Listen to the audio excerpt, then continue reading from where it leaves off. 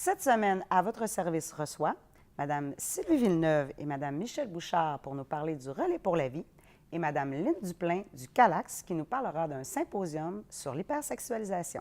Bonne émission!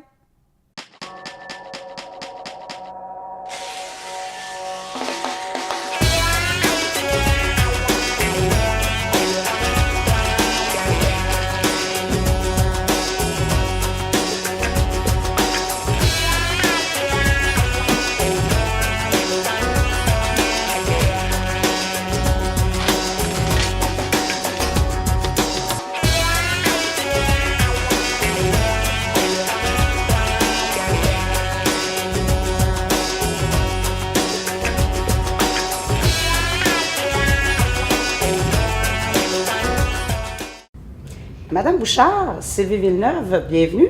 Bonjour. Vous venez nous parler aujourd'hui du relais pour la vie qui se tiendra au mois de juin. Oui. Exact. Et le relais pour la vie, c'est quoi au juste comme activité? Ben, je vais laisser Michel. Le relais pour la vie, comme activité, on fait une marche. Puis on fait, la marche, ça commence à 7 h le soir. Puis tout le monde est invité à venir marcher en faisant partie d'une équipe. Ça, c'est ce qui vous l'expliquer. Ensuite, nous autres, on commence à 7 h avec la grande ouverture. Après, c'est la marche des survivants. OK. Après la marche des survivants, nous avons de l'animation, mais toutes les équipes embarquent une après l'autre sur le parcours. C'est à l'appel-veneur, sur la piste cyclable. Et ensuite, à 10 h moins quart, il y a une autre cérémonie pour les luminaires. OK. Oui. Et ça se fait, je pense que c'est la troisième année que le relais pour la vie? C'est la troisième année. Oui. C'est situé, parce que moi, je l'ai faite la première année, je pense, et c'est une marche qui dure vraiment toute la nuit, là. Toute la nuit, parce que le cancer, il ne dort pas. Le cancer ne dort jamais. Oui, c'est ça. vrai, je me rappelle de cette petite phrase-là qui m'avait marqué. Donc, la marche débute à 7 h et ça va jusqu'à 7 h le lendemain matin. Oui. Donc là, il y a la soirée, l'ouverture Oui. pour la marche des survivants. Habituellement, vous avez Oui, une cérémonie pour les survivants. un président d'honneur ou quelque Oui, chose? Oui, on est président d'honneur aussi cette année. C'est M. Camille Simard pour la deuxième année. Pour la deuxième année? Oui. OK. La marche des survivants, alors, c'est toutes des personnes qui ont survécu à un cancer ou Oui. qui combattent en le ce moment un oui. cancer? C'est ça. Oui. Et ensuite, C'est les équipes qui embarquent, ils nomment le capitaine, puis nous autres, on suit tous les capitaines avec nos équipes chaque. Et ensuite de ça, ben là, tout le monde embarque après, tout le monde continue à marcher. Et ça marche toute la nuit. Oui. Les équipes, comment ça fonctionne? Ben, les équipes, c'est sûr que c'est le temps de faire présentement les équipes. La façon que ça fonctionne, c'est que ça prend un minimum de 10 personnes par équipe. Chaque personne qui s'inscrit, c'est un marcheur et il doit payer son 10 $ pour pouvoir marcher. Okay. Le 10 $, il sert pour l'achat du chandail, parce que tous les marcheurs sont identifiés avec le chandail blanc. Et tout le monde, ça prend vraiment, il faut que la personne soit vraiment inscrite dans une équipe pour avoir le droit de marcher. OK. S'il y en a beaucoup qui nous demandent est-ce qu'on peut marcher pareil si on fait un don, c'est non. Il faut vraiment faire partie d'une équipe. Puis les luminaires se vendent 5 $. Sur le luminaire, c'est ça, les gens peuvent mettre un petit message. Même, il y a des gens qui demandent d'avoir leur sac. Ils les décorent, puis nous les amènent, puis nous autres, on met dans l'ordre alphabétique pour que les gens soient capables de le trouver le soir. Oui, c'est assez magnifique de voir ça, les petits sacs avec les petites chandelles qui restent allumées en permanence, qui illuminent le parcours des marcheurs toute la nuit. Toute la nuit, là, et c'est... vu du haut des côtes de Saint-Antoine, quand on voit ça sur la piste cyclable, c'est absolument magnifique. C'est magnifique, puis quand on est sur le parcours, puis qu'on marche, puis que tous les luminaires sont allumés, là, on a une sensation qui est difficile à décrire, c'est quoi qu'on peut ressentir, là. Mais c'est vraiment spécial, là. C'est vraiment quelque chose là, c'est une flamme, là. C'est une lumière qu'on ressent, puis on parle de cancer, on parle de mort, mais en même temps, on sent la vie en même temps. Puis c'est tellement motivant quand on allume les luminaires de marcher après, là, c'est incroyable. Moi, c'est un moment magique là, dans la journée, là, le soir, là, quand c'est le temps de vraiment qu'on est dans notre 12 heures de marche. C'est vraiment le moment magique là, quand les luminaires sont tout allumés. C'est vraiment spécial. Là, on parle de 5 $ pour le luminaire. Oui. On parle de 100 $ par équipe pour ramasser des sous. Madame Bouchard, dites-moi, ces sous-là, ça sert à quoi? Pour la recherche. C'est entièrement pour la recherche. De toutes sortes de cancers, mais c'est pour les recherches. Est-ce que cet argent-là est distribué à travers toute l'association du cancer ou c'est vraiment pour la région de Charlevoix seulement? Non, c'est tout compris ensemble, mais le montant qu'on ramasse pour Charlevoix, si quelqu'un a vraiment besoin, ils vont appeler à la société, ils vont avoir des écoutes, des lignes d'écoute, ils fournissent des petites choses aussi. OK. Savez-vous combien vous avez ramassé l'année dernière pour l'association? 58 922. 58 922 Oui. dollars. Cette C'est année, notre objectif, on va à 60 000. 60 000. Ça prend beaucoup de marcheurs. Ouais. Oui, mais on est déjà bien parti, par exemple. Oui. Oui. L'année passée, on avait 26 équipes. Cette année, on en a déjà 28. Alors, on aimerait bien ça, avoir de 35 équipes cette année. Alors, j'invite tout le monde, s'ils veulent faire des équipes, de me contacter. Vous m'appelez à la maison de grâce, parce qu'il y en a beaucoup qui savent que je travaille pour la ville, mais c'est vraiment, je le fais bénévolement, ça fait pas partie de mon travail. Alors, je vous demande de m'appeler à la maison.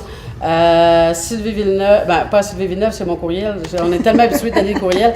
Au numéro 435-5076. Ou encore, vous pouvez m'envoyer un courriel à Xilef, Xilef, Normand va l'écrire en commercial, charlevoix.net. C'est Félix à l'envers. C'est l'air bien compliqué, mais c'est Félix à l'envers. Donc, Mais, moi, si je veux me former une équipe, par exemple, est-ce que je dois ramasser mes 10 personnes ou il peut y avoir où je veux marcher, mais je suis tout seul, je connais pas personne, puis je veux être intégré dans une équipe, c'est possible? Oui, il n'y a aucun problème. Comme moi et Michel, ce qu'on fait, les gens qui sont tout seuls, on les insère dans nos équipes à nous autres, puis on peut monter jusqu'à 15 personnes par équipe. Donc, si à un moment donné, on a une équipe qui est pleine, on en repart une autre avec ces gens-là. OK. L'année passée, Michel a eu 2 équipes. Moi, j'en avais une à 15, puis c'est comme ça qu'on fonctionne. Parce que c'est sûr qu'il y a des gens qui connaissent pas beaucoup de monde, mais qui voudraient le faire. Donc, nous autres, c'est ça, on leur permet là, de s'inscrire dans nos équipes. Puis, moi, les gens qui sont inscrits comme ça, c'est sûr que je les oblige pas à venir à 1h, 2h, 3h du matin. Là. C'est peut-être des équipes qui sont un petit peu plus libres, que s'ils veulent, il y en a plusieurs qui peuvent juste entre 10h puis minuit, ben venez, puis s'il n'y a pas personne dans la nuit, ben je peux pas l'obliger, parce que c'est pas des amis, moi, là, tu sais, c'est plus des gens, oui, ça peut être des connaissances, mais en même temps, c'est des gens, l'année passée, j'avais une personne de la Malbaie, un autre de Saint-Irénée, c'est des gens qui connaissent pas beaucoup de monde, fait qu'ils veulent venir marcher, ils tiennent, puis on peut pas, regarde, ils veulent marcher, on les embarque, on les met dans nos équipes avec nous autres. Mais là, pour ceux qui n'ont jamais fait la marche, là, qui ne savent pas comment ça fonctionne, là, j'entends des gens qui doivent dire « Ouais, mais là, moi, je ne marcherai pas pendant 24 heures, 12 heures. Là. Je ne suis pas un bon marcheur, je ne marche jamais. » Là, ça veut dire que si j'embarque là-dedans, je suis obligée de marcher de 7 heures le soir à 7 heures le matin? Non. Vous avez le plus bel exemple devant vous. Moi, je suis capable de faire 2-3 tours maximum parce que j'ai mal aux jambes. Donc, on n'oblige rien à personne. Si la personne a dit, moi, je suis capable de faire 1 tour, 2 tours, c'est correct. Hein, vous faites partie de l'équipe, vous avez participé.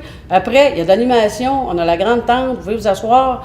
Vous vivez quand même toute l'énergie qui se déploie autour de toute la nuit. Là.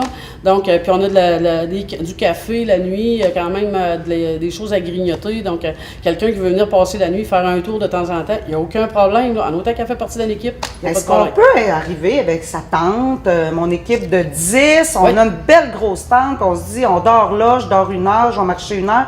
Est-ce que c'est possible de faire ça sur le terrain? Exact. Aussi, c'est la même affaire. Nous autres, ce qu'on a fait cette année, on a demandé qu'il n'y ait pas de soccer la journée. Donc, les gens vont pouvoir venir porter. Il y en a beaucoup qui ont des Winnebago, des fifth wheels. Donc, ils peuvent venir s'installer sur le terrain de soccer, stationner leur roulotte là dans la journée. S'il y en a qui marchent, ils veulent aller dormir un peu, ils s'en vont dans leur roulotte. Ou encore les tentes, c'est plus proche du site. Ils amènent leur tente, le monde se lève dans la nuit, puis ils se relayent comme ça. Pendant qu'il y en a qui dorment, il y en a qui marchent. Donc, ça roule comme ça toute la nuit. Là, c'est spécial. Mais là, il y a du monde autour de ça, là, au relais. Là. Je veux dire, vous avez des bénévoles, vous avez des gens là, qui sont là toute la nuit, qui fournissent le café, qui fournissent les petits beignes, l'animation. On est 11 dans le comité, puis il y a une responsabilité à chaque personne. Vous avez 50 bénévoles pour tout organiser, juste l'événement? La journée même. Pour la journée même. Oui. Donc, il y a du monde qui sont là toute la nuit, puis qui sont... C'est ça. Puis quelqu'un qui a de la difficulté à marcher, puisque les autos n'ont pas le droit de monter jusqu'à la tente. Ça fait qu'il faut qu'ils fassent un bout à pied, mais les personnes qui ont de la difficulté à marcher, on a une navette qui part de la polyvalente, qui monte jusqu'à notre tente, à notre chapiteau. C'est super bien organisé parce que juste pour situer les gens, c'est pas la piste cyclable au complet en arrière de la polyvalente. Le circuit, c'est une partie pas loin du petit chalet. Du chalet, là, où que les gens, là, quand il y a le soccer, là, le petit coin qui est animé, ce qui sont les toilettes, là, on fait le tour de ça. C'est une petite piste qui est à peu près 0,4 km, je pense. C'est pas plus long que ça, 0,3 ou 0,4 km. Donc, c'est très accessible, c'est un plancher, c'est plat, il n'y a pas de but, il n'y a rien. Donc, pour quelqu'un qui veut commencer, par exemple, à marcher, c'est une belle occasion de le faire. Oui, c'est ça. Puis ceux-là qui ont des difficultés à marcher, je les montre, ils vont les chercher. Quand ils sont prêts à partir, ils nous le disent, puis la personne va les remener à leur retour. Et durant la nuit, si je me rappelle bien, et corrigez-moi si je me trompe, il n'y a pas d'animation comme telle, justement, pour permettre aux gens de pouvoir se reposer et pouvoir dormir. Ouais. Musique Mais d'ambiance. l'an passé, on a eu Petite jusqu'à musique 1 heure. d'ambiance, mais c'est ça, ça a été au moins jusqu'à entre minuit puis 1 heure d'animation. Après ça, ça a été une petite musique d'ambiance là, pour les gens qui sont à l'intérieur de la tente. Là. Puis après ça, ben, on recommence aux alentours, aux petites heures du matin. Là, je ne sais pas, Yvon, c'est quoi qu'ils vont nous faire à la levée du soleil? On a Yvon Tremblay qui nous fait l'animation encore cette année. Puis habituellement, il y a toujours un petit réveil spécial là, pour c'est ça, dans les dernières heures là, de la marche. Là, Parce qu'après la marche, je veux dire, ça se termine pas comme ça. Il y a quand même une cérémonie de fermeture après la marche. C'est le montant qui se donne. Le dévoilement du montant. Qu'on va avoir après. Et Tout le monde, ils ont hâte que le montant se déclare. oui, après la fatigue, les moments spéciaux que tout le monde vit ensemble durant la nuit, ça doit être assez magique le matin, là, justement, oui, là, c'est beau. de voir le soleil se lever puis de voir la fatigue, mais une belle fatigue. Là. Oh, Oui, oui. c'est ça. Donc, si moi je veux marcher, je veux faire un don, je veux acheter une lanterne, je veux avoir des informations. C'est moi. Tout ce qui concerne les équipes, c'est moi. Donc, 435-50-76. Et je vous demande d'appeler avant le 8 h le soir parce que je suis une couche tôt. Mais vous pouvez m'appeler très tôt, il n'y a pas de problème, je suis une lève tôt. Donc, mais c'est ça, avant 8 h autant que possible. J'ai un horaire un petit peu différent des gens. J'ai un mari qui se lève de bonne heure, donc c'est des bouts des fois. Mais ça fait partie, mais c'est pas grave. Parfait, alors c'est bien noté, Jean de Charlevoix, n'appelez pas Sylvie, passez 8 h le soir. C'est ça. Madame Bouchard, si j'aimerais être bénévole à l'organisation du Relais pour la vie, est-ce que c'est possible? Oui, j'ai une liste de noms qui m'ont déjà été donnés. Je vous mets au bout de la liste, puis à la minute qu'il y en a une qui démissionne avec quelque chose, on a besoin de supplémentaire, on vous appelle. Ah, d'accord. Mais il n'y a pas juste ça. On a tout le temps besoin de bénévoles. Ouais. C'est des bénévoles, là, surtout la journée même, pour s'installer. Des fois, on a de la difficulté à trouver des gens, donc il faut monter les tentes, placer tout l'intérieur de la tente, parce que ça reste que les luminaires, on en vend le soir même. S'il y en a qui n'ont pas été capables d'acheter leurs luminaires, on en vend le soir même. Fait que là, c'est la fabrication des sacs. Il faut toutes les mettre l'ordre alphabétique, aller les placer. Quand on allume les luminaires, ça prend du monde. On part avec tous les briquets pour allumer toutes les lumières. Ça prend du monde aussi pour allumer toutes les luminaires. Puis dans la journée, c'est clair que dans toute la journée, préparer les luminaires. L'année passée, on avait pas loin de 1000. Puis il faut mettre du sable dans chaque sac. Donc, il faut toutes les remplir. Après ça, mettre les luminaires, suivre notre ordre alphabétique.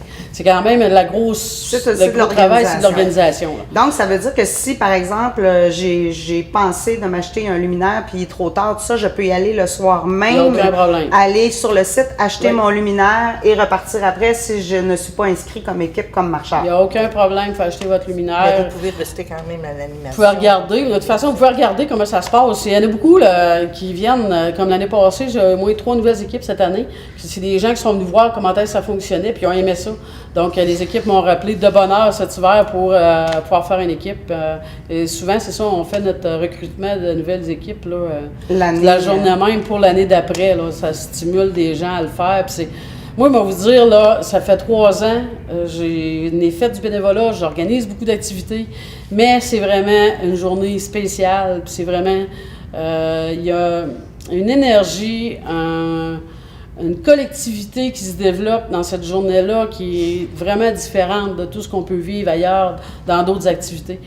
Ça concerne tellement de gens, le cancer, que on se sent pas obligé, mais on n'a pas le choix de s'impliquer dans ça pour justement arrêter que on perde des amis ou qu'on perde de la famille, parce que le cancer, on entend parler du cancer continuellement. Là. Moi, je sais bien que dans les derniers mois, là, j'ai des amis, puis des jeunes amis qui sont décédés, là, quand ça n'a pas 30 ans encore. Là. Tu te dis, ben regarde, il faut continuer de travailler, puis c'est juste avec la recherche qu'on va réussir à guérir le cancer. C'est seulement qu'avec ça. Si on n'a pas de recherche, le cancer, il va continuer, puis il va continuer de tuer les gens qu'on aime. Là. Donc, moi, je me suis donné, j'ai une devise, le cancer tue mes amis, mais moi, je veux tuer le cancer. Ça, c'est mon objectif, puis c'est pour ça que j'étais impliquée autant que ça au niveau du relais pour la vie. Puis moi, en tout cas, les gens qui veulent le vivre, venez nous rencontrer, vous allez voir, c'est vraiment spécial. Donc, s'ils veulent s'inscrire, Mme Bouchard, c'est quelle date? Le 14 et le 15 de juin. C'est dans la nuit du 14 au 15 de juin. En arrière de la polyvalente Saint-Aubin, sur la piste cyclable. à Baie-Saint-Paul, sur la piste cyclable. Rappelez-nous l'objectif que vous voulez atteindre cette année? 60 000. 60 000 pour la recherche. Oui. On vous souhaite bonne chance. Sylvie, Oui, vous avez quelque chose à rajouter? Oui, Pour atteindre notre 60 000, ben moi, j'ai organisé cet hiver à quelques reprises des petits Zumba spéciales. Et là, j'en organise un autre qui va avoir lieu le 5 mai à 6 heures. Et on le fait cette fois-là dans l'aréna. Et moi, je veux remplir l'aréna. Alors moi, j'invite tout le monde. C'est une façon de ramasser des sous. Ça coûte 10 $ par personne. Pour les 16 ans et moins, c'est 5 $. Vous venez danser pendant 1h30 de temps et tous les sous s'en vont pour le Relais pour la vie 2014. Donc, si on veut aller à cette activité de Zumba, est-ce qu'on y va par la même méthode? On t'appelle? Pas besoin de vous présenter à l'aréna le 5 mai à 6 heures. Bien, arrivez un petit peu avant. À 6 h moins quart, parce qu'à 6 heures, ça décolle. Pendant 1h30 de temps, on danse pour le cancer, pour le Relais pour la vie. C'est vraiment une belle soirée. En tout cas, Michel, les deux qu'on a faites cet hiver, on a quand même eu une bonne participation, malgré que j'ai eu une tempête. Là. J'ai eu un soir de tempête, mais là, le 5 de mai, on n'aura pas de tempête, c'est sûr, je vous le promets. La tempête, elle va se passer dans l'aréna. Elle va se passer dans à 6 heures, puis on va danser pendant 1h30 de temps pour le cancer, pas pour le cancer, pour la recherche, pour justement qu'on arrête de perdre nos amis et notre famille. Bien, je vous remercie beaucoup, Mme Bouchard. Je vous remercie, Sylvie. Je vous souhaite bonne chance. Et écoute, peut-être après le Relais pour la vie, vous reviendrez nous dire... Puis moi, je t'invite, Isabelle, il me reste encore 2 places dans mon équipe. Hein? Merci beaucoup.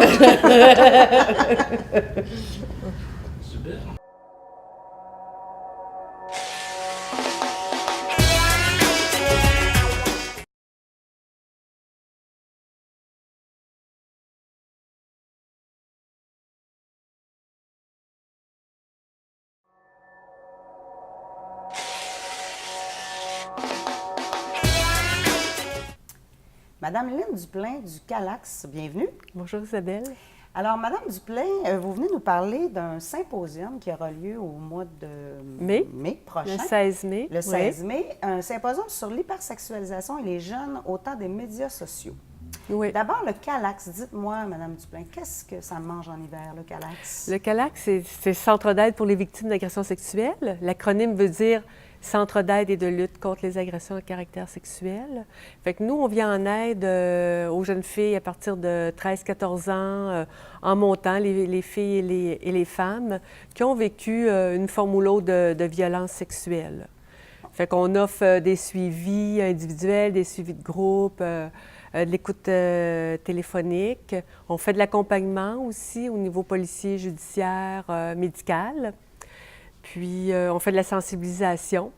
Fait qu'on rencontre toutes les personnes qui veulent entendre parler de cette problématique-là, à partir des tout-petits dans les CPE, les jeunes au primaire, secondaire, cégep, groupes de femmes, entreprises. Dans les milieux de travail, c'est important à cause du harcèlement sexuel au travail.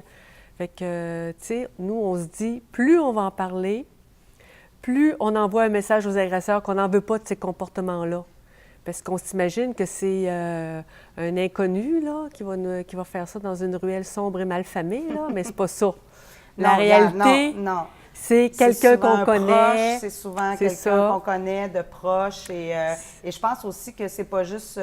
ça peut être aussi une personne qui a vécu une forme d'agression dans un très jeune âge, mais qui est rendue à un âge respectable et qui a envie de dénoncer ça, ne serait-ce que d'en parler, de se libérer, d'être capable de passer par-dessus ça. Je pense que le Calax est là aussi. C'est important ce que tu dis là, parce que la moyenne, le temps que les victimes attendent pour en parler, en moyenne, c'est 13 ans. Fait que, tu sais, ils gardent longtemps leur secret en dedans d'elles, puis c'est ça qui fait des ravages. Plus tu le gardes longtemps, pire c'est. Fait que, tu sais, on encourage beaucoup les victimes à en parler le plus rapidement possible. Plus tu en parles rapidement, tu sais, c'est de cogner aux portes, d'aller voir quelqu'un en qui tu as confiance, une intervenante, une amie, quelqu'un de la famille. Mais si ça ne fonctionne pas, des fois, les gens ils ont de la misère à nous croire. Fait que faut cogner à une autre porte. C'est pas rester avec le secret. Il faut dénoncer. C'est mieux. C'est pour au moins se libérer. Au moins le sortir, sortir le secret, là. Quitte à faire ça confidentiel, qu'on ne veut pas que ça sorte plus loin, mais au moins le dire à quelqu'un. C'est super important. Puis c'est important aujourd'hui d'avoir un service comme ça. Et puis c'est un service qui couvre tout Charlevoix. Oui, au tout complet, Charlevoix, le de Calax. Petite-Rivière-Saint-François à Baie-Sainte-Catherine. D'accord. On a un bureau à la Malbaie, puis on a un bureau à Baie-Saint-Paul. Donc, votre but premier, c'est justement de venir en aide aux personnes victimes d'actes d'agression sexuelle, mais ça. vous avez aussi dans votre mandat de faire de la sensibilisation Ah oui, et c'est probablement très- de la prévention aussi. La sensibilisation et prévention, c'est extrêmement important. Alors, le symposium s'inscrit là-dedans. C'est inscrit dans cette mission-là de faire de Oui, la prévention, c'est ça. justement. Et là, vous êtes allé chercher vraiment une clientèle précise, c'est-à-dire les jeunes, à l'âge Oui. des médias sociaux, Facebook, Twitter, Oui. les téléphones cellulaires. C'est À la ça. maison, on a toute une adolescente ou un adolescent qui a ça. On voit beaucoup de choses circuler sur Internet. Les jeunes sont avides de ça. Oui. Ça répond à un besoin, ce Oui. symposium-là? Oui, ça répond à un besoin parce qu'on ne sait pas tout le temps quoi faire avec ça, justement, avec nos enfants, les professeurs, les intervenants, avec les jeunes qui arrivent avec toutes sortes d'histoires. Puis on n'empêchera pas personne d'aller sur les médias sociaux. C'est vraiment rendu ancré dans nos habitudes de dans nos vie. habitudes. Puis il y a des avantages à ça. Tu sais, c'est le fun, là. On peut s'exprimer, on peut communiquer avec les autres, C'est tout tellement ça. rendu facile. C'est la communication au bout des mains. Hein? C'est ça, fait que ça a plein d'avantages, mais ça a son lot de désavantages aussi. Puis souvent, on n'est pas au courant de comment on peut prévenir ou c'est quoi les désavantages des fois où on les vit. On ne le sait pas d'avance, mais quand on envoie, mettons, des images un petit peu de nous dénudés, puis que là, on casse avec notre chum, puis que notre chum est fâché, puis qu'il envoie ça à tout le monde, là on le voit, c'est quoi les désavantages. OK. Donc, Puis- ce symposium traite particulièrement de cette problématique-là? Oui, je dirais que c'est ça. Entre autres, on va parler beaucoup de sexto. Les qui sextos. est les sextos ou le sexting, qui est l'auto-exploitation. Fait que ouais, c'est ça, l'auto-exploitation juvénile. Fait que les jeunes qui s'envoient des photos, puis après ça, dénudés ou en petite tenue, puis que là, ça fait le tour des médias sociaux. Puis les filles en font beaucoup les frais. Parce que là, ils se font traiter de toutes sortes de noms. Puis on l'a vu, hein, ça finit par avoir des conséquences très, très graves. Oui, on a vu dans les nouvelles, dans les médias, des jeunes filles victimes d'intimidation Oui, c'est via ça. les médias sociaux qui en Exact. finissent par poser Exactement. un geste qui est irréparable. Ouais. Donc, On parle des filles parce que c'est plus les filles qui sont victimes de ça, mais il faut parler aussi des garçons parce qu'eux autres, ils peuvent se faire arrêter par la police. Parce que si tu es trouvé en possession de photos de jeunes très dénudés, peu vêtus. bien, c'est un acte criminel. C'est considéré comme un oui, acte criminel. c'est de la c'est comme si tu étais en possession de pornographie juvénile. Donc, Fait que- même si le jeune garçon a une photo de sa petite copine en petit déshabillé, Bien, si j'ai bien compris, là, oui, c'est ça. Fait que c'est pour ça que c'est important de savoir à quoi on s'expose, puis comment on peut se servir des médias sociaux, puis les choses qu'il ne faut pas faire. Parce que souvent aussi, les jeunes, tu sais, il y a des jeunes qui tombent en amour sur Internet, puis là, ils vont rencontrer leur amour, puis ils avertissent personne, puis là, ils se retrouvent en face de quelqu'un qui peut avoir 30, 35 ans, peut-être plus, en face de plusieurs personnes aussi, tu sais. oui, effectivement. Ça peut ouvrir la porte à l'exploitation sexuelle. Tu sais, il y a des dangers et puis il faut les connaître. On ne veut pas dire qu'il ne faut pas se servir de ça. On peut plus passer à côté de ça. Mais sachons comment s'en Soyons servir prudents. pour que ça soit agréable. Donc, tu sais. comment ça va se passer, cette journée-là de symposium? D'abord, je pense que vous avez On a une 4 présidente d'honneur. Oui. La présidente d'honneur, c'est la directrice des services professionnels de la commission scolaire, Pascal Gingras, qui a bien voulu nous honorer de sa présence. Alors, puis on invite tout le monde à venir, les parents, les intervenants, puis les professeurs aussi. On a beaucoup visé les professeurs. C'est une journée pédagogique, c'est le 16 mai, fait qu'on espère qu'ils vont être là. Amenez vos étudiants, les parents, amenez vos enfants. C'est gratuit pour les jeunes. Alors, On parle de jeunes à partir de quel âge? ben, à partir de l'âge qui ont un téléphone cellulaire. puis Jusqu'à qui commencent- 18 ans. Oui, En oui, bas de c'est 18 ça. ans, c'est gratuit. Oui, c'est ça. OK. Fait que c'est une journée à partir de 8h30 à 4h à peu près, puis un dîner, puis c'est gratuit pour les jeunes, comme je disais, c'est 50 mais pour les jeunes, c'est gratuit, fait que le dîner est compris dans le prix. Donc, cette journée-là, qui est de 8h30 à 16h30, au coût de 50 avec le dîner, moi, si j'ai envie d'aller faire un tour là avec ma jeune adolescente Oui. et mon adolescent, qu'est-ce que je vais retrouver là? Avec quoi je vais repartir comme bagage en sortant de là?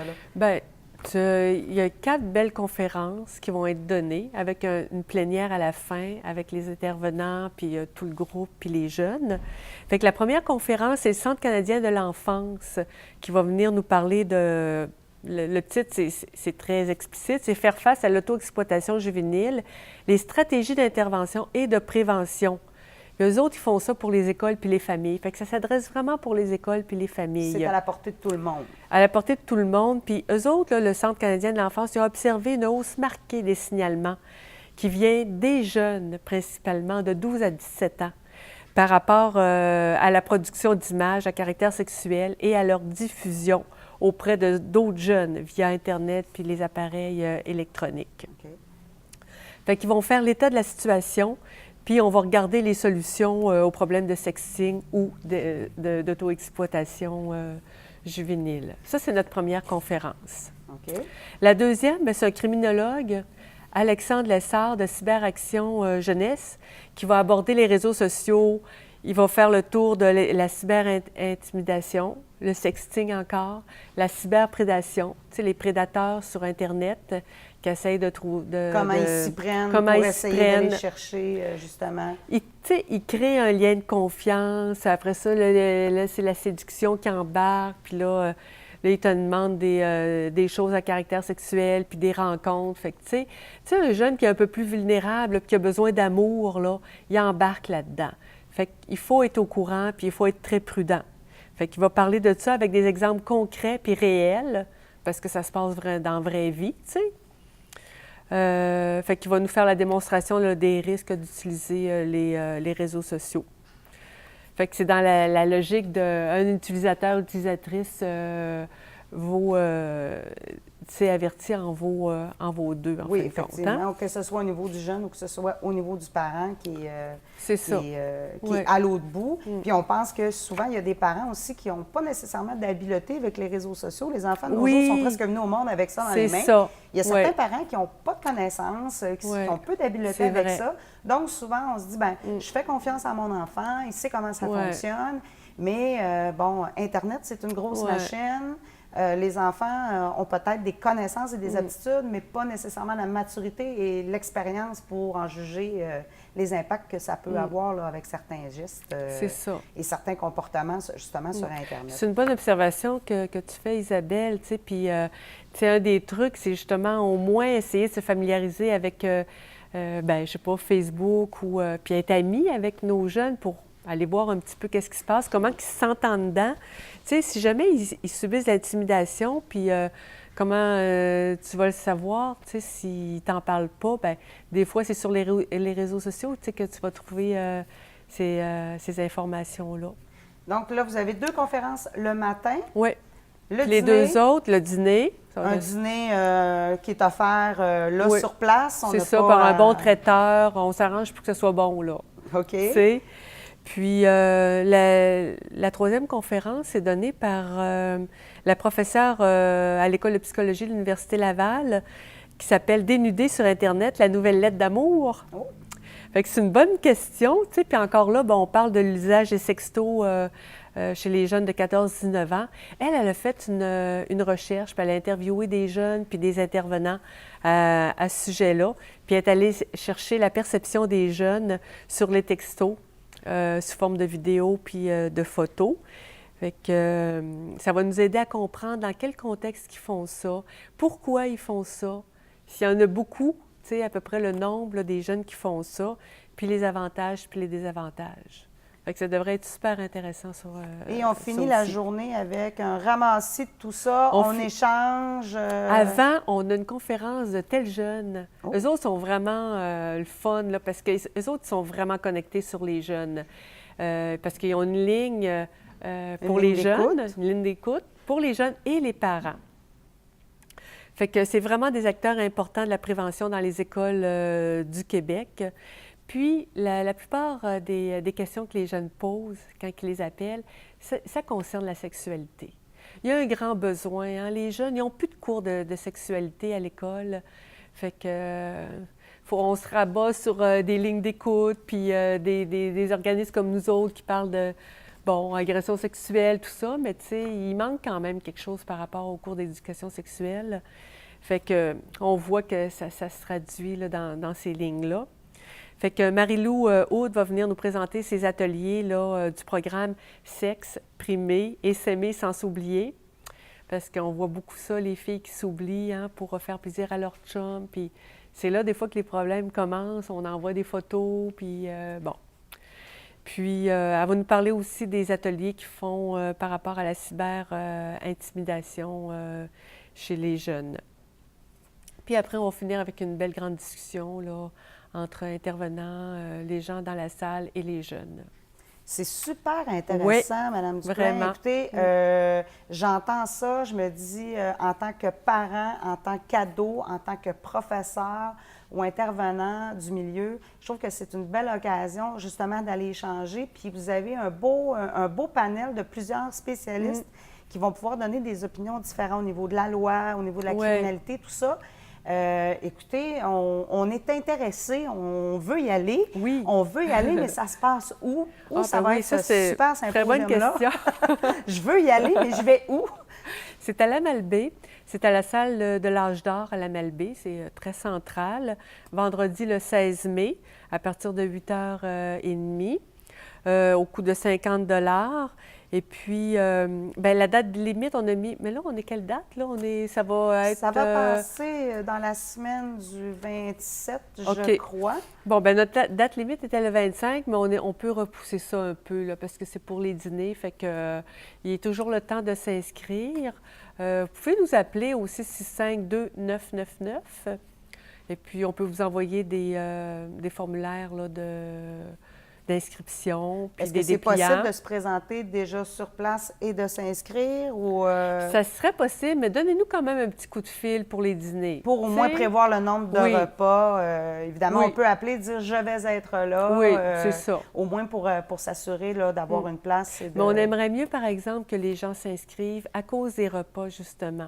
Parce que les gens, des fois, c'est ça, ils disent « OK, on va y aller », puis ils ne viennent pas. Oui, ça serait dommage, tu sais, pas gaspiller la nourriture. Puis, effectivement. Fait que non, vraiment, on aimerait mieux qu'ils s'inscrivent avant. Là, même si c'est 2-3 jours avant, là, ça devrait être correct. Mais c'est mieux de s'inscrire.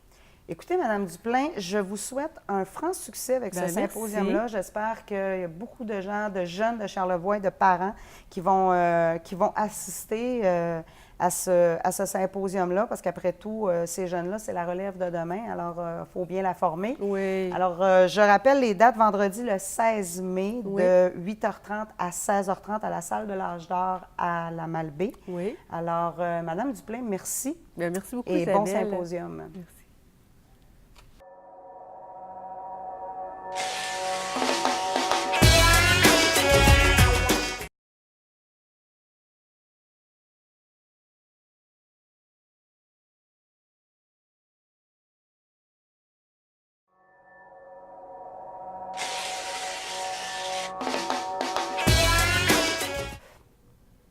Alors, c'est ce qui met fin à notre émission pour cette semaine. Merci à nos invités.